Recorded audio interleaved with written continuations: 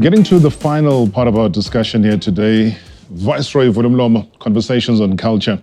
Is that of preservation? Do we have enough in terms of today's generation to pass it on? In fact, who is in charge of preserving the culture so that it is then passed on, if there's much to pass on? Ma'am Jessica, Dr. Bishop, from your side, because this is a huge responsibility. So now, for those, especially the younger generation watching and saying, what role do we play now in preserving and passing on? Our role right now is to change the curriculum, because that's where we draw our strength from, and we are the educated ones. Feed into what speaks to us, because we've got the tools to do that. And also get into practicing, because most of our cultural culture and ritual activities are oral. They need to be done. So practice will preserve our cultural, our heritage intelligence, and to keep driving the memory of those who have come before us, and maintain our traditional protocols. And we must create apps, virtual apps, so that we can digitize some of the things and play the games. These things as handy. It would be very, very interesting even to teach the young ones. I'm teaching a 2-year-old who says, it's like, that's how when we tell the stories, the folk, and speak our languages, because a language is the driver of the pride that we carry within ourselves. And be creative, allow our creative spaces, and interact amongst ourselves, and open up and not be afraid of each other, to have conversations. Let's challenge each other, because we are learning from each other. Probably there's barriers that have been identified. There were solutions, but in between there's barriers. Yeah. The young generation's watching right now, and they're saying, they're enticing us, but how? So that's the how I want to try to get out of you, because at least within your practice, you've seen a cross-section of the community coming to you. So how do we carry it on to the next generation, though? So interestingly enough, on our ride here, I was talking to Ma'am Jessica and saying, in my house, my husband says ekaro, I say sawubona, and then the children know exactly how to respond to both languages. And then auntie, who assists, speaks English. We asked her to speak isiNdebele sakubo, but she's more comfortable speaking English, so it's fine. Yeah. So they respond to Yoruba, they respond to Zulu, and they respond to English. It's your duty as a parent, as an individual, to impart the knowledge to your child. But people are not taking that responsibility. People are leaving it to chance, like, you'll know about it, you'll figure it out. Or we're getting fathers who are basically sitting back and who are not engaged as they used to be in the cultural practices. So Ubab Khoza might have children and he's not really engaged in the practices at home. So how are his children going to know those practices? So I'm getting young people, clientele who are, the identity is shaking. It's shaking because I don't know what I'm supposed to do, when I'm supposed to do it, how I'm supposed to do it. And I thank you for your honesty, because you're utilizing your own personal journey in highlighting where the potential break is. And that's what leads me to my next question.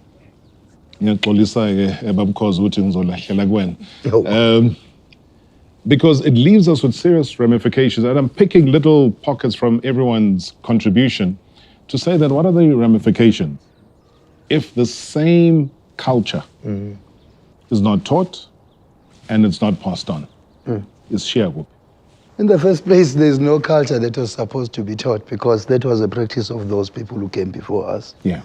The best thing we need to do is to developed these two eyes, the other eye is coloning from those who came before us. Oh, what did they do? What were their mistakes? What was wisdom? Yeah. But the other eye is in the present. But the problem now, as black people, the reason we have killed our culture, we focus more on the past. Whilst we are focused on the past, we are casting forward future visions based on what our forefathers have done. So there's no evolution space in all of this. From your side, that preservation, what does it say to you and how can we achieve it? I think for me, it calls to what I know to be intellectual integrity.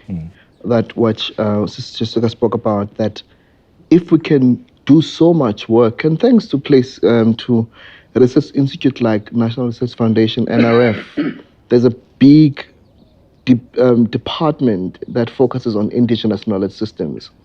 And they fund projects and studies that have to do with cultural preservation. So if, for me, preservation lies in intellectual properties that we have as black bodies, that a lot of what we know, if Sister Jessica can write about Amakalo and all of these things, if we can have her work recorded and be prescribed as a text in literature in isiXhosa, to read of Jessica that I know that's accessible, it does something to what, because it's accessible intellectual knowledges. At ANTS 2606 says, how do people who don't even follow their own culture expect it to be passed on to future generations? I can see you itching for this one. It's straightforward. How can a colonized mind be left a knowledge that will help it to think differently? There's nothing wrong. Because in knowledge, I mean, there's something black people, they are missing about education. They say, a taxi driver, if he dies, he can leave a lot of wealth for their kids, but a professor can leave nothing. Who said education is about money? Because it opens your mind around new things that you thought you knew, new understandings. You know, so what I'm saying is, it is very important that we safeguard our history, heritage, and other traditions, but with the view to teach, not to say relive those past experiences. It is impossible. And this is why today there are people who are complaining about us using English because they don't know English. It used to be a West German language that later happened to Jabane, Latin, Greek, so that we can communicate. Yes. That's it. I would say feeling of Kulumis. Thank you so much. Hey, we're going to break away into song any second from now. I think that's just how juicy and enticing these topics have been here today. And the spread of knowledge that we've had here across the table.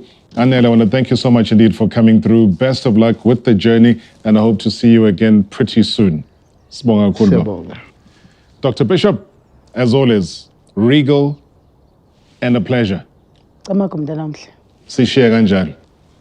Smobile, the great knowledge you brought for all of us has been something that we sit in awe and say thank you so much indeed for being a part of this. Asibambeke babkhoza name batata zakho. Sithemba ukuthi sobonana futhi baba. Thank you very much indeed. I think what you bring onto the table is very, very valuable. We appreciate. Iyayivubela iViceroy. Iyayivubela.